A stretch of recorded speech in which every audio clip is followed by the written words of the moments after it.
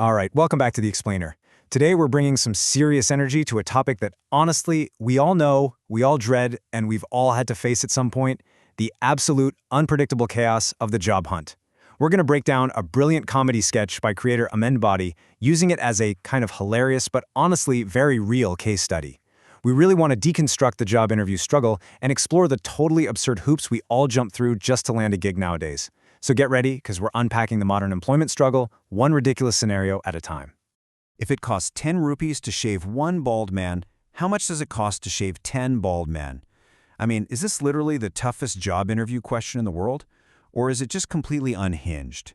When you're sitting across from a hiring manager, sweating through your best shirt, this is exactly the kind of mind-bending trap you feel like you're walking into, right?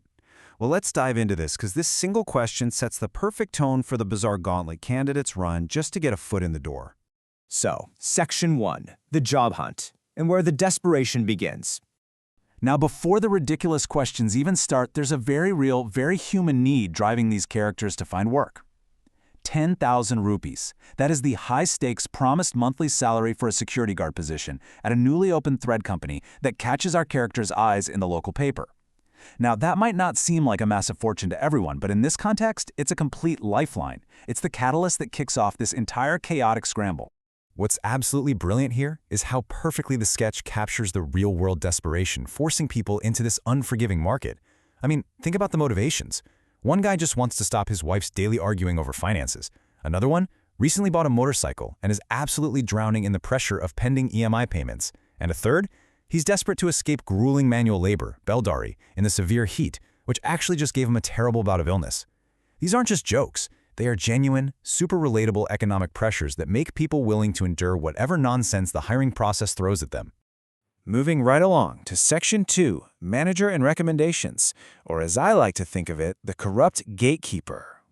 Okay, so our candidates are highly motivated and they show up. But getting a job isn't just about your qualifications or having a perfectly formatted resume, is it? It's heavily about getting past the people guarding the door. Officially, you're supposed to bring your rationing card, your paperwork, your ID, but the actual requirement? You've got to slip the manager a crisp 500 rupee note, a haripati, just to get an audience with the boss. It hilariously and kind of tragically contrasts standard corporate protocol with the gritty reality of backdoor entry tactics. Merit is out the window before the interview even starts. And hey, if you don't have the cash, well, you do what another character attempts. You just flat out lie. I am the boss's distant relative. This is such a brilliant moment because it highlights how candidates often fabricate connections just to gain an ounce of leverage. It's a perfect reflection of the totally arbitrary networking hoops job seekers jump through today. If you aren't in the club, you just pretend your distant uncle founded it. All right, Section 3, the absurd interview, featuring completely unrelated assessments. So the gatekeeper is bypassed, the bribes are paid, and our candidates finally sit down. But does the manager ask about security experience? Nope. Does he ask about physical fitness to, guard a factory? Not at all. The very first question out of the gate is, when was Gandhi born? I really want you to think about that for a second. What on earth does historical trivia have to do with guarding a thread factory? The interviewer tries to play it off as testing general knowledge, but come on, it's clearly just a power trip designed to confuse the applicant. But here is the best part. Our candidate doesn't just sit there and take it. Instead of panicking over the Gandhi question, he fires back with his own completely unrelated farming trivia. If it doesn't rain, how much water is needed until the wheat crop is ready? This is just a brilliant, frustrated deflection. He's fighting an irrelevant, arbitrary question with his own completely irrelevant question. It totally exposes the sheer pointlessness of the manager's tactics. Let's move to the next candidate and see how this builds. Because trust me, the questions only get stranger.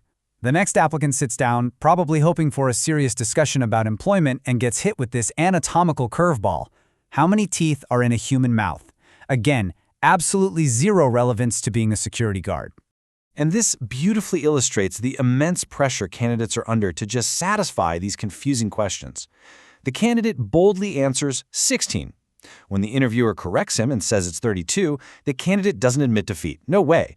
Instead, he twists all logic to make his answer fit, arguing that there are 16 male teeth and 16 female teeth, which obviously equals 32. It is a desperate, on-the-fly mental gymnastics routine. When the system is broken, candidates will invent broken logic just to survive the conversation. Then, the interviewer attempts to do a genuine behavioral assessment. He asks how the candidate feels when walking versus when driving. And the result? Pure, unadulterated frustration with the entire world. When he's walking, he's screaming at drivers. When he's driving, he's screaming at pedestrians.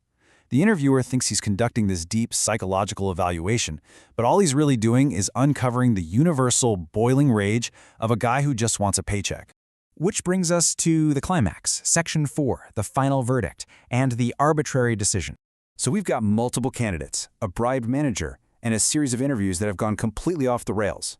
The final candidate faces the ultimate hurdle with the actual boss, and it all comes down to one deciding riddle. Let's break down the logic of this final winning trick question step by step, treating it with the utmost seriousness. Step 1. Establish a baseline. If one bald man costs 10 rupees to shave. Step 2. The logical progression seems to be that 10 bald men would cost 100 rupees, right? The candidate quickly does the math.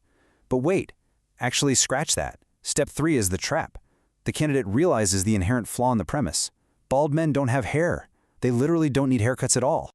And just like that, the boss shouts, "Absolutely right answer. The candidate is hired on the spot." This sudden, totally chaotic victory really highlights the reality of the job hunt. After all that stress, the preparation, the anxiety, securing employment in this scenario boiled down to answering a childish riddle about bald men. It shows how hiring decisions can be shockingly arbitrary, often based on a single moment of dumb luck rather than any actual assessment of skill. So let's get down to it. Why did he really get the job? Sure, answering the riddle correctly gave him that final push, maybe 25% of the decision. But the overwhelming reality is that the 500 rupee bribe paid to the manager is what actually secured his spot in that chair. Competence, experience, and even riddle solving were completely secondary to playing a fundamentally corrupt and broken gatekeeping system. And the sketch ends with a spectacularly chaotic resolution. The victorious candidate, having just secured his 10,000 a month job, instantly weaponizes his new modicum of power. He walks out, wakes up the current sleeping security guard, kicks out his fellow applicants, and immediately demands his 500 rupee bribe back from the manager. He says, "I am the real rightful owner of this duty." It's a hilarious, biting commentary on how the abused job seeker immediately becomes part of the ruthless system the very second they get a sliver of authority. Which leaves us with this final, burning question. Will the job interview struggle ever actually make sense? Will we ever reach a point where interviews are straightforward assessments of skill? Or are we all, in our own modern corporate ways, just slipping the proverbial 500 rupee bribe under the table, only to sit in a room and answer ridiculous questions about bald men? Aman Bhatti uses brilliant comedy to show us a very real struggle. So the next time you're in an absurd interview, just remember, hey, at least they haven't asked you to count your teeth yet. Thank you so much for joining me on this explainer, and keep learning.